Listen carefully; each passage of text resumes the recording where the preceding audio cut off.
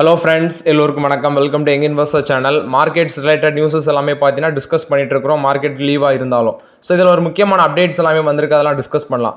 First BSc இவங்களோட board பார்த்தீங்கன்னா 2:1 அந்த ரேஷியோவில் போனஸ் ஷேர் அனௌன்ஸ்மெண்ட் பண்ணியிருக்காங்க. பட் ரெக்கார்ட் டேட் ஃபைனலைஸ் ஆகலை. இது 2:1னா உங்கள்கிட்ட ஒரு ஷேர் இருக்குன்னா, எக்ஸிஸ்டிங் ஷேர் ஹோல்டர்ஸாக இருக்கிறீங்க பிஎஸ்சியில் அப்படின்னா உங்களுக்கு 2 ஷேர் ஃப்ரீயாக கிடைக்கும். அது போக பார்த்தீங்கன்னா 2022 குறிப்பாட்டு 2017 தான் லிஸ்ட் ஆயிருக்கு இந்த ஸ்டாக்கு. 2022 கொடுத்துருக்காங்க போனஸ் ஷேர் 2:1 அந்த ரேஷியோவில். அதுக்கப்புறம் இது செகண்ட் டைம் மறுபடியும் 2:1 அந்த ரேஷியோவில் தான் போனஸ் ஷேர் கொடுக்குறாங்க. ரெக்கார்ட் டேட் இன்னும் ஃபைனலைஸ் ஆகலை, தான் வரும். ஆக்சுவலி இவங்க லிஸ்டிங் ஆனதுலேருந்தே பார்த்தீங்கன்னா கிட்டத்தட்ட 170 ரூபா பெர் ஷேர் 2017 லிஸ்டிங் ஆகிருக்காங்க. அதில் ஷேர் பேக் 2 டைம்ஸ் வந்துருக்குது 2019 அண்ட் 2023. அது போக டிவிடன் மட்டுமே ஒரு ஷேருக்கு 170 ரூபா வரைக்கும் நாங்கள் கொடுத்துருக்கோம்னு சொல்கிறாங்க. இது இப்போ 2:1 அந்த ரேஷியோவில் போனஸ் ஷேர் கொடுக்குறாங்க. ரெக்கார்ட் டேட் ஃபைனலைஸ் ஆகலை. லாஸ்ட் மார்க்கெட்டில் 16% கிட்ட பாசிட்டிவ்ல க்ளோஸ் ஆயிருந்துச்சு. 5438 ரூபாவில் க்ளோஸ் ஆயிருந்துச்சு. இதோட 50 ஹை பார்க்கும்போது 6133 ருபீஸ், லோன் பார்க்கும்போது 2115 ருபீஸ். பி ரேஷியோ 79 இருக்குது. பட் என்ன கேட்டால் இப்போதைக்கு வேல்யூஷன் கொஞ்சம் ஜாஸ்தியாக தான் இருக்குது இந்த ஸ்டாக்கில். பட் ஆல்ரெடி வச்சுருந்தீங்கன்னா ஹோல்ட் பண்ணுங்கள். உங்களுக்கு 2:1 அந்த ரேஷியோவில், அதாவது ஒரு ஷேர் வச்சுருந்தீங்கன்னா உங்களுக்கு 2 ஃப்ரீ ஷேர் கிடைக்கும். இது பிஎஸ்சியை பொறுத்த வரைக்கும் அப்டேட்டு. நெக்ஸ்ட் பார்த்தீங்கன்னா அன்றைக்கி ஒரு நியூஸ் நான் பார்த்தேன். ஆக்சுவலி இந்த சிஎஸ்கேக்கும் ஆர்சிபிக்கும் மேட்ச் நடந்துச்சு. அந்த டிக்கெட் ஃபோட்டோவை போட்டு டேக்ஸ் ஆன் டேக்ஸ் அப்படின்னு சொல்லி ஒரு ஆர்டிக்கல் வந்திருக்கு. 70% டேக்ஸு. ஃபர்ஸ்ட் இந்த ஐபிஎல் டிக்கெட்டோட பேஸ் ப்ரைஸ் பார்த்தீங்கன்னா பேசிக் ப்ரைஸ் 2343.75 காசு. அடுத்தது என்டர்டைன்மெண்ட் டேக்ஸ் 25% 781.25 காசு. அதை டோட்டல் பண்ணிங்கன்னா 3125 ரூபா வருது. அதில் சிஜிஎஸ்டி 14% 437 ரூபா 50 காசு. எஸ்ஜிஎஸ்டி அதுவும் 14% 437 ரூபா 50 காசு. டோட்டல் ப்ரைஸ் 4000 ரூபா அப்படின்னு சொல்லி வருது. ஆக்சுவலி 2343 ரூபா பேசிக் ப்ரைஸ், அதாவது 2343 ரூபா 75 காசு பேசிக் ப்ரைஸ்ன்னு வச்சுக்கோங்க. அந்த டிக்கெட்டோட பேசிக் ப்ரைஸ் இப்போ 4000 ரூபா கட்டுறாங்க. அப்போ கிட்டத்தட்ட பார்த்தீங்கன்னா 70% டேக்ஸ் விழுது அப்படின்னு சொல்லி சோஷியல் மீடியாலலாம் ட்ரெண்ட் ஆகிட்டு இருக்குது. பட் ஆக்சுவலி இது உண்மையாக பொய்யான்னு தெரில. சோஷியல் மீடியாவில் ட்ரெண்ட் ஆகிட்டு இருக்குது. ஆனால் நான் சில ஆர்டிகல்ஸ் எல்லாமே படித்து பார்க்கும்போது நிறைய நியூஸ் சேனல்ஸ் ஆர்டிகல்ஸ் எல்லாமே இருக்குது. பட் இது கன்ஃபார்மானு எனக்கு தெரியல. உண்மைனா நீங்கள் கமெண்டில் சொல்லுங்கள். நெக்ஸ்ட் பார்த்தீங்கன்னா ஒருத்தர் கமெண்ட்ல கேட்டிருந்தாரு, ப்ரோ அந்த ஃப்ராட் பேங்க் கர்நாடகா பேங்கை பற்றி டிஸ்கஸ் பண்ணுங்க அப்படின்னு சொல்லி. ஆக்சுவலி நம்ம ஒரு ஷேர் கிரிட்டிசைஸ் பண்ணும்போது ஃபஸ்ட்டு அதோட கடந்த கால ஹிஸ்ட்ரியை பாருங்கள். கர்நாடகா பேங்க்லாம் 30 ரூபா 40 ரூபா இருக்கும்போதே நான் பார்த்து வாங்காமல் விட்டது. நான் சொல்கிறேன் 30 ரூபா 40 ரூபா இருக்கும்போதே அதை பார்த்துட்டு பார்க்காம விட்டவன் நான் கர்நாடகா பேங்க்கில் ஒருத்தன். ஓகே, இப்போ அதோட வேல்யூ பாருங்கள். கிட்டத்தட்ட 245 ரூபா அதோட 50 ஹை, 162 ரூபா வரைக்கும் லோ வந்திருக்கு. இப்போ 175 ரூபாவில் ட்ரேட் ஆகிட்டு இருக்கு. அதாவது ஒரு ஷேர் 40 ரூபாலேருந்து 240 ரூபா வரைக்கும் வந்திருக்கு. அதை நம்ம யாரும் சொல்ல மாட்டோம். ஆனால் நம்ம கன்சிடர் பண்ண லெவலில் இருந்து நம்ம 150 ரூபா 160 ரூபாவில் கன்சிடர் பண்ணிவிட்டு மேலே போகாத உடனே அதை ஃப்ராட் பேங்க்னு சொல்லுவோம். பேங்கிங் இண்டஸ்ட்ரி இப்போ ஒரு டிப்பாக தான் இருக்குது. அதாவது அப்படி டம்ப் பண்ண மாதிரி இருக்குது. சவுத் இந்தியன் பேங்க் சரி, ஐடிஎஃப்சி ஃபர்ஸ்ட் பேங்க், நிறைய நான் பேங்கிங் ஃபினான்ஷியல் கம்பெனிஸ் எல்லாமே அப்படி டம்ப் ஆகி தான் இருக்குது. ஆனால் அது கொஞ்சம் டைம் எடுக்கும். ஆனால் நம்ம ஹிஸ்ட்ரியும் பார்க்கணும். அவங்க இவ்வளோ ரிட்டர்ன்ஸ் கொடுத்துருக்காங்க அதையும் பார்க்கணும். நம்ம கன்சிடர் பண்ண லெவல்லேருந்து மேலே போகலன்னு சொல்லிட்டு அதை ஃப்ராட் பேங்க்லாம் சொல்ல முடியாது. கர்நாடகா பேங்க் ஃபண்டமெண்டலி நல்லா தான் இருக்குது. கொஞ்சம் வெயிட் பண்ணுங்கள் கர்நாடகா பேங்க்கில். இதான் என்னோட கருத்து. கர்நாடகா பேங்க் மட்டும் இல்லை, IDFC first bank, south Indian bank, IndusInd bank, இதில் எல்லாமே நீங்கள் வெயிட் பண்ணணும். இப்போ நீங்கள் வெயிட் பண்ண முடியல அப்படின்னா இந்த பேங்க் ஸ்டாக்ஸ் எல்லாமே அவாய்ட் பண்ணுறது தான் பெட்டர். ஒரு நண்பர் சொல்லியிருக்காரு, ப்ரோ எஸ் பேங்க்கில் என்கிட்ட 10,000 ஷேர் இருக்குது ப்ரோ, கிட்டத்தட்ட 16.2 அதாவது 16 ரூபா 20 காசு அந்த ரேஞ்சில் வச்சுருக்கிறாரு போல். அவர் 2 இயர்ஸ் நான் ஹோல்ட் பண்ணலாமான்னு சொல்லி. எஸ் பேங்க் பார்த்தீங்கன்னா நான் ரொம்ப நாளாகவே அதை ட்ராக் பண்ணிகிட்டு இருக்கிறேன். 14 ரூபா 15 ரூபா, அது 10 ரூபா இருக்கும்போதே நான் ட்ராக் பண்ணிகிட்டு இருக்கேன் எஸ் பேங்க். அதில் சில ஃப்ராட் இஷ்யூஸ் எல்லாமே நடந்துச்சு. என்ன சொல்கிறது, ஒருத்தங்களுக்கு கடன் கொடுத்து அந்த கடன் திருப்பி வராமல் அப்படி நிறைய இஷ்யூஸ் எல்லாமே நடந்திருக்கு எஸ் பேங்க்கில். இப்போ என்ன ஒரு பிரச்சனை போய்ட்டுருக்குன்னா அதில் ஹோல்டு, அதாவது ஸ்டேக்கை எஸ் பேங்க்கில் ஸ்டேக் எஸ்பிஐ வச்சுருக்கிறாங்க. இப்போ அதை யார் டேக் ஓவர் பண்ண போகிறாங்க அப்படிங்கிற ஒரு பேச்சு இருக்குது. ஜப்பானை சேர்ந்த அந்த மிஸ்டுபி பேங்க் நாங்கள் வாங்குகிறோம் அப்படின்னு சொல்லி சொன்னாங்க. பட் அது ஆர்பிஐ அதுக்கு விருப்பம் தெரிவிக்கலை. இப்போ எஸ் பேங்க்கில் யார் அந்த ஸ்டேக்கை வாங்க போகிறாங்கங்கிற பிரச்சனை ஓடிட்டு இருக்குது. நான் 22 ரூபாய்க்கு ஒரு 2 ஷேர் கடைசியாக வாங்கினேன் எஸ் பேங்க்கில். பெருசாக எனக்கு ஒன்றும் எஸ் பேங்க்கில் ஸ்டேக் கிடையாது.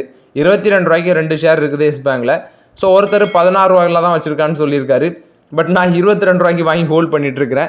ஆனால் என்கிட்ட 2 ஷேர் தான் இருக்குது. பெருசாக எனக்கு அது லாஸஸாக தெரியலை. பட் பர்சன்டேஜ் வைஸ் பார்க்கும்போது எனக்கு அது லாஸு தான். ஸோ ஆக்சுவலி வந்து பார்த்தீங்கன்னா ஐபிஎல் டிக்கெட்டை பற்றி நம்ம டிஸ்கஸ் பண்ணோம். ஸோ அந்த சென்னை ஆர்சிபி மேட்ச் நடக்கும்போது ரொம்பவே பரபரப்பாக இருந்துச்சு. நான் வந்து ஆர்சிபி ஃபேனு, நீங்கள் வந்து சென்னை ஃபேனா ஆர்சிபி ஃபேனான்னு கமெண்ட்டில் சொல்லுங்கள். ஸோ வந்து எனக்கு ஆர்சிபி ஜெயிச்சது ரொம்பவே ஹாப்பியாக இருந்துச்சு. பட் நான் அன்றைக்கி அதை ஷேர் பண்ணுன்னு இருந்தேன். ஸோ சென்னை ஃபேனா ஆர்சிபி ஃபேனான்ட்டு கமெண்ட்டில் சொல்லுங்கள். நெக்ஸ்ட் ஒரு நண்பர் கமெண்ட் பண்ணியிருந்தார். அதாவது ரொம்பவே உண்மையான கமெண்ட் தான். அவர் என்ன சொல்லியிருந்தாருன்னா, ஷேர் மார்க்கெட்டில் வந்து நம்ம வந்து சுயமாட்டு சிந்திக்காமல் மற்றவர்களை நம்பி வந்து உள்ளே போனோன்னா கண்டிப்பாக அதில் வின் பண்ண முடியாது. எப்படிப்பட்ட எக்ஸ்பர்ட்டாக இருந்தாலுமே அதை வந்து கணிக்க முடியாது. நம்ம தான் இன்வெஸ்டர்ஸ் வந்து ஓன் ரிசர்ச் பண்ணி அனாலிசிஸ் பண்ணி உள்ளே போகிறது தான் பெட்டர் அப்படின்னு சொல்கிறாங்க. அவர் என்ன சொன்னான்னா, நீங்கள் வந்து நியூஸ் மட்டும் அப்டேட் பண்ணுங்கள் அப்படின்னு சொல்கிறாங்க. எதையுமே ரெக்கமெண்ட் பண்ணக்கூடாது அப்படின்னு சொல்லி. நானும் அக்செப்ட் பண்ணுறேன். நான் ரெக்கமெண்ட் பண்ணல. சில பேர் அந்த கமெண்ட்ஸில் கேட்குறதுனால அந்த டீட்டெயில்ஸை மட்டும் தான் எடுத்து ஷேர் பண்ணுறேன். அதுவும் வந்து சில பேர் என்ன சொல்கிறாங்கன்னா, ப்ரோ இப்போ அது வந்து ஆப்பர்ச்சுனிட்டி லெவலில் இருக்கா இல்லையா அப்படின்னு சொல்கிறாங்க. அது மட்டும் தான் நான் சொல்கிறேன். பட் என்னோட கருத்து இது தான். இவர் சொல்கிறது தான் என்னோட கருத்துமே. ஸோ உண்மைக்கும் ஷேர் மார்க்கெட்டில் வந்து ஓன் அனாலிசிஸ், ஓன் ரிசர்ச் இதெல்லாமே பண்ணணும். அந்த ஸ்டாக்கை பற்றி அட்லீஸ்ட் நம்ம வந்து 50% உள்ளே போய் டீட்டெயில்ஸ் எடுத்து பார்த்துக்கணும். ஸோ அப்போ தான் அது வந்து பார்த்தீங்கன்னா பெஸ்ட்டாக இருக்கும். ஸோ ஒருத்தங்க சொல்லி நீங்கள் வாங்கினீங்கன்னா அதில் வந்து லாஸ் தான் கண்டிப்பாட்டு. ஏன்னா அது வந்து எனக்கே ஓன் எக்ஸ்பீரியன்ஸாக இருக்குது. ஸோ இவர் சொல்கிறத நான் கண்டிப்பாக 100% அக்செப்ட் பண்ணுறேன்.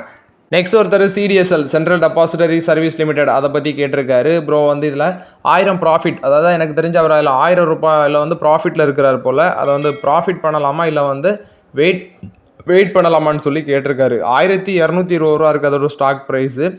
ஹைனி பார்க்கும்போது 1989 ரூபா, 852 ரூபா லோ. பட் ஆக்சுவலி எனக்கு தெரில அவர் எந்த ரேஞ்சில் வாங்கியிருப்பாருன்னு தெரில. 1000 ரூபா ப்ராஃபிட்டில் இருக்கிறேன். எனக்கு தெரிஞ்சு ஒரு ஷேரில் 1000 ரூபா ப்ராஃபிட்டில் இருக்கிறாரா இல்லை 2-3 ஷேர் சேர்த்து 1000 ரூபா ப்ராஃபிட்டில் இருக்காரான்னு தெரில. ஸோ வெயிட் பண்ணலாமா எக்ஸிட் பண்ணலாமா, இது வந்து உங்களோட ஓன் ஒப்பீனியன். ஒரு ஷேர் வாங்குகிறோம், அதில் வந்து ப்ராஃபிட் எனக்கு இவ்வளோ போதும் இல்லை இன்னும் வேணும் அப்படிங்கிறத நீங்கள் தான் முடிவு பண்ணணும். நான் வந்து முடிவு பண்ண முடியாது. நெக்ஸ்ட் இந்த உஜ்வன் ஸ்மால் ஃபினான்ஸ் பேங்க். ஆக்சுவலி இந்த பேங்க்லலாம் பெருசாக ஃபோக்கஸ் பண்ணல. இந்த பேங்க்லாம் ஒரு க்ரோத் இருக்குது, ஒரு 10-5% அந்த ரேஞ்சில் குவார்ட்டர் பேசிஸில் க்ரோத் காட்டுறாங்க. 34 rupees 41 paise அந்த ரேஞ்சில் இருக்குது இந்த stock. 56 all time high, 30 rupees லோவில் இருக்குது. 34 rupeesல இப்போ ட்ரேட் ஆகுது. வேல்யூஷன் சீப்பாக இருந்தாலுமே நான் வந்து already south Indian bank, IDFC first bank கிட்டத்தட்ட ஒரு 5-6 பேங்க் ஸ்டாக்ஸ் என் போர்ட்ஃபோலியோவில் இருக்குது. அதே எனக்கு போதும் போல தோணுது. பெருசாக வந்து எல்லாத்துலேயும் வாங்கி போட்டு கடைசியில் நஷ்டமாக்குறதுக்கு எனக்கு தெரிஞ்சு ஒரு 5-6 ஷேர் நல்ல ஷேரில் வந்து அதிக அளவில் குவான்டிட்டி வச்சுருந்தாலே ஓகேவா நான் பார்க்குறேன். ஸோ நீங்கள் வந்து பண்ணுறீங்கன்னா அதில் வந்து ஓன் ரிசர்ச் பண்ணிவிட்டு யூஸ் பண்ணிக்கோங்க யுஜ்வன் ஸ்மால் ஃபினான்ஸ் பேங்க்கில். பட் நான் வந்து அதில் எனக்கு பார்த்தீங்கன்னா பெருசாக எக்ஸ்போஷர், அதாவது இன்ட்ரெஸ்ட் இல்லை அந்த பேங்க்கில்.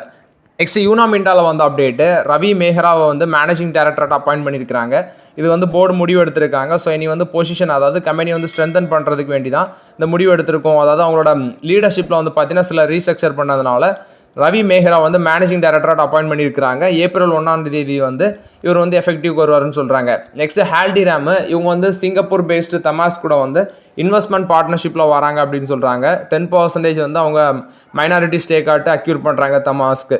ஸோ இதில் வந்து பார்த்தீங்கன்னா இதோட மொத்த வேல்யூ வந்து 85,000 கோடின்னு நினைக்கிறேன். விச் மீன்ஸ் 85,000 கோடி வேல்யூஷன் இருக்குது இந்த கம்பெனி. அதில் வந்து அவங்க 10%னா எனக்கு தெரிஞ்சு 8,500 கோடின்னு நினைக்கிறேன். இது வந்து ஹால்டிராமை பொறுத்த வரைக்கும் அப்டேட்டு. டாட்டா ஆட்டோகாம் சிஸ்டம்ஸ், இவங்க வந்து 80% ஸ்டேக் வந்து ஆர்டிஃபெக்ட்ஸ் இன்டீரியர் சிஸ்டம்ஸில் வந்து அக்யூசிஷன் பண்ணியிருக்காங்க. ஏன்னா யூரோப்பியன் ப்ரெசன்ஸில் வந்து எக்ஸ்பேண்ட் பண்ணுறதுக்கு வேண்டி தான் பார்த்தீங்கன்னா அதை பண்ணுறோம் அப்படின்னு சொல்கிறாங்க. இவங்க வந்து குளோபல் இன்டீரியர் சப்ளையராக இருக்கிற கம்பெனி. கிட்டத்தட்ட பார்த்தீங்கன்னா இவங்களுக்கு பொட்டன்ஷியல் டேர்ன் ஓவர் பார்க்கும்போது 10,000 கோடி கிட்ட இருக்குன்னு சொல்கிறாங்க இந்த கம்பெனிக்கு. ஸோ இதில் வந்து 80% ஸ்டேக் வந்து நாங்கள் அக்யூசிஷன் பண்ணுறோம் அப்படின்னு சொல்கிறாங்க. இது வந்து டாட்டா ஆட்டோகாம் சிஸ்டம்ஸ் லிமிடெட் கொடுத்த அப்டேட்டு. இந்த அக்யூசிஷன் வந்து அவங்க அந்த லேண்ட்ரோவர் ஜாக்வார் லேண்ட்ரோவர் அது மூலமாக தான் அக்யூசிஷன் பண்ணியிருக்கிறோம் அப்படின்னு சொல்லியிருக்காங்க. இது வந்து அவங்களோட ஹோலி ஒன் சப்சிடரி, டாட்டா மோட்டார்ஸோட ஹோலி ஒன் சப்சிடரி, அது மூலமாக தான் பண்ணியிருக்கிறாங்க. அதானி கிரீன் எனர்ஜி வந்து பார்த்தீங்கன்னா கிட்டத்தட்ட ஒரு 480 மெகாவாட் ரினோவபிள் ப்ராஜெக்ட் கேப்டாவில் வந்து ஆப்ரேஷனலைஸ் பண்ண போகிறாங்க அப்படின்னு சொல்கிறாங்க. இது வந்து அதானி கிரீன் எனர்ஜி தான் சொல்கிறாங்க. அதானி கிரீன் எனர்ஜியோட ஸ்டெப் டவுன் சப்சிடரி ஒன்று இருக்குது. அது மூலமாட்டு தான் இந்த கேப்டா ரினோவபிள் எனர்ஜி சைட் வந்து குஜராத்தில் வச்சுருக்காங்க. அதில் 480 மெகாவாட் பவர் ப்ராஜெக்ட் வந்து நாங்கள் ஆப்ரேஷனலைஸ் பண்ண இருக்கிறோன்னு சொல்கிறாங்க. ஸோ இந்த நியூ பிளான் வந்து பார்த்தீங்கன்னா மார்ச் 30 பவர் ஜென்ரேஷன் ஸ்டார்ட் ஆகுதுன்னு சொல்கிறாங்க. இது அதானி கிரீன் எனர்ஜி கொடுத்த அப்டேட்டு. ஸ்ரீராம் ஃபினான்ஸ் வந்து 3 trillion வந்து பார்த்தீங்கன்னா டார்கெட் ஃபிக்ஸ் பண்ணியிருக்காங்க. ஃபினான்ஷியல் 25க்குள்ள 3 trillion அசட்ஸை வந்து டார்கெட் ஃபிக்ஸ் பண்ணியிருக்காங்க. MSME ஃபினான்சிங் இதில் தான் குறிப்பாடு ஃபோக்கஸ் பண்ணுறாங்க. அது போக வந்து பார்த்தீங்கன்னா green sector financing, electric vehicles அப்படின்னு சொல்கிறாங்க. இது ஸ்ரீராம் ஃபினான்ஸ் கொடுத்த அப்டேட்டு.